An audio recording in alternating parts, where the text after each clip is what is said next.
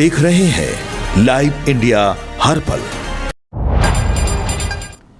नमस्कार, live India में आपका स्वागत है। मैं अनिल सम्राट। देखिए, भारत चुनाव आयोग ने 5 राज्यों में असेंबली इलेक्शन की तारीखों का ऐलान कर दिया है और इसको लेकर इंतज़ार काफ़ी दिनों से था कि कब 5 राज्यों में चुनाव होंगे। खासकर पश्चिम बंगाल में चुनाव कब होने जा रहे हैं, इसको लेकर राजनीतिक दलों में बड़ा ही उत्सुकता था कि कब ऐलान होगा तारीखों का। तो मैं सबसे पहले बता दूं, असम की बात कर रहे हैं। असम में पोलिंग की तारीख 9 अप्रैल है। असम में पोलिंग की तारीख 9 अप्रैल दी गई है और काउंटिंग की तारीख 4 मई को है। काउंटिंग 4 मई को होंगे। इसके बाद चलिए तमिलनाडु की बात करेंगे। तमिलनाडु में पोलिंग की तारीख 23 अप्रैल है और काउंटिंग की तारीख 4 मई है।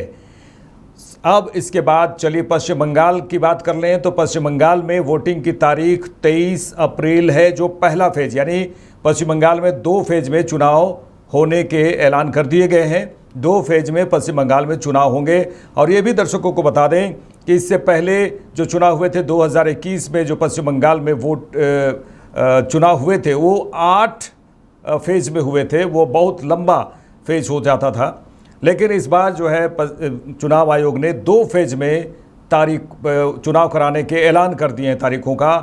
23 अप्रैल को पहला फेज और 29 अप्रैल को दूसरा फेज का ये चुनाव होगा पश्चिम बंगाल में। काउंटिंग की तारीख 4 मई रखी गई है। चलिए अब बात करेंगे सीधे केरल की, जहां पोलिंग की तारीख 9 अप्रैल और काउंटिंग की तारीख 4 मई का ऐलान कर दिया गया है कि केरल में पोलिंग की तारीख 9 अप्रैल को होगी और काउंटिंग की तारीख 4 मई को होगी। पुडुचेरी की बात करें तो पोलिंग की तारीख 9 अप्रैल और काउंटिंग की तारीख 4 मई होगी, यानी कि 4 मई सभी 5 राज्यों में एक साथ काउंटिंग होंगे। ये इसका जो डेट है वो 4 मई रखा गया है। और ये भी बता दें कि बंगाल में 4 मई को नतीजे आएंगे। नतीजे जो है वो कब आएंगे ये भी बता दें। काउंटिंग हो रहे हैं 4 मई को, तो नतीजे भी 4 मई को आएंगे। तमिलनाडु में भी 4 मई को आएंगे नतीजे, असम में 4 मई को, पुडुचेरी में 4 मई को, केरल में भी 4 मई को नतीजे आएंगे। काउंटिंग के लिए ये भी बता दें कि चुनाव आयोग ने कहा है कि काउंटिंग के लिए 40,000 कर्मचारी लगाए जा रहे हैं। इस बार 40,000 कर्मचारी। और ईवीएम में प्रत्याशियों के इस बार कलर फोटो होंगे। ईवीएम में प्रत्याशियों के ब्लैक एंड वाइट फोटो ज़्यादातर देखे गए हैं। इस बार कलर फोटो देखेंगे वहां के मतदाता, 5 राज्यों के मतदाता। हर पोलिंग बूथ पर वेबकास्टिंग की जाएगी और सुरक्षा की तमाम व्यवस्थाएं किए गए हैं। और अब की बार 5 राज्यों में सवाल बहुत ही बड़ा है कि 5 राज्यों में, अब की बार जो 5 राज्यों में किसकी सरकार होगी, क्योंकि सभी पार्टियों ने अपने अपने दम लगा दिए हैं। खासकर पश्चिम बंगाल की बात करें तो यहाँ पर तृणमूल कांग्रेस टीएमसी और बीजेपी का सीधा मुकाबला है। चुनावी राज्यों का सीईसी ने कहा है।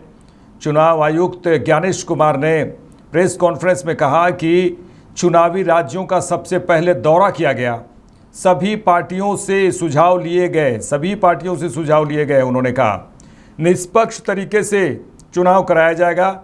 चुनाव आयुक्त ने साफ तौर पर कह दिया है कि निष्पक्ष तरीके से चुनाव कराया जाएगा और 25 लाख चुनावी अधिकारी रहेंगे। 25 लाख चुनावी अधिकारी चुनावी मैदान में रहेंगे। 5 राज्यों की 824 सीटों पर ये चुनाव होने जा रहा है।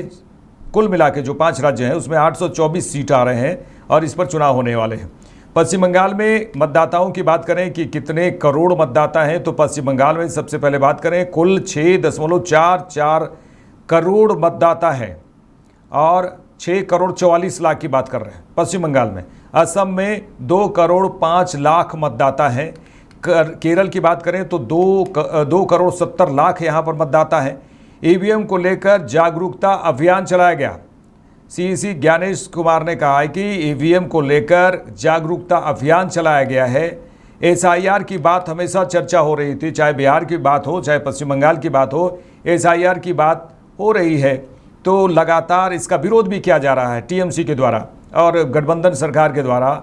जो गठबंधन में जो पार्टी के लोग नेता हैं वो लगातार एसआईआर को लेकर हमेशा विरोध करते आए हैं। तो एसआईआर के जरिए अवैध मतदाताओं को इसमें हटाया गया है ये चुनाव आयुक्त ज्ञानेश कुमार ने कहा है। और चुनाव को पारदर्शी बनाने के लिए एसआईआर किया गया है। एसआईआर के महत्व को उन्होंने बताया कि चुनाव को पारदर्शी बनाने के लिए किया गया है। चुनाव में कोई ऐसे व्यक्ति जो दूसरे देश के हैं, खासकर ये जब सवाल उठता है बांग्लादेशी वहाँ पर घुसपैठिए अपना अधिकार जमाते हैं और वोट देते हैं, जिसको लेकर वहाँ पर एक्शन लिया गया और खासकर एसआईआर के जरिए वैसे मतदाताओं को हटाया गया है। वैसे मतदाताओं को भी हटाया गया है जो धरती पर है ही नहीं, जो मृत हैं, वैसे मतदाताओं को हटाया गया। उसकी भी लंबी लिस्ट, लंबी फहरिस्त रहती थी जिसे चुनाव आयोग ने हटाया है। और वैसे मतदाताओं को भी हटाया गया है जो उस प्रदेश में है ही नहीं, लंबे समय से दूसरे प्रदेश में है या फिर विदेश में है, वैसे मतदाताओं को भी हटाया गया है एसआईआर के जरिए। और एसआईआर के जरिए चुनाव को पारदर्शी बनाने के लिए पूरी तरह से कोशिश की गई है चुनाव आयोग के द्वारा।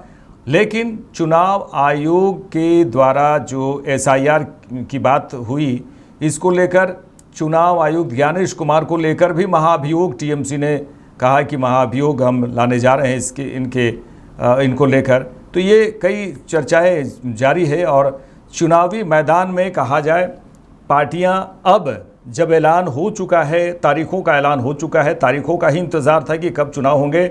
अब जब तारीखों का ऐलान हो गया है तो अब चुनाव में कूदने के लिए ऐलान जंग जिसे कहते हैं, पार्टियों के लिए ऐलान जंग के समान है।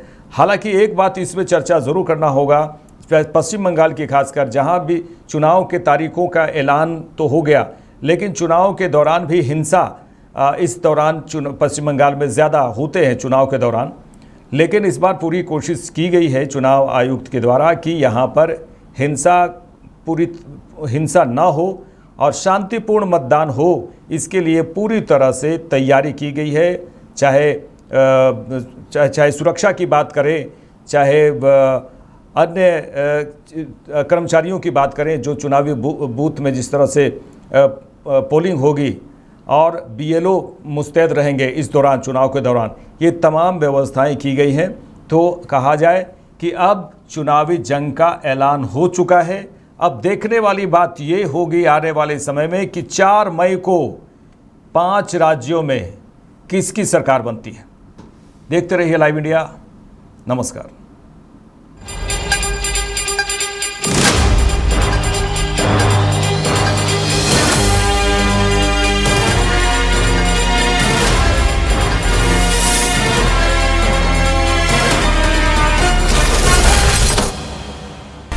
आप देख रहे हैं लाइव इंडिया हर पल।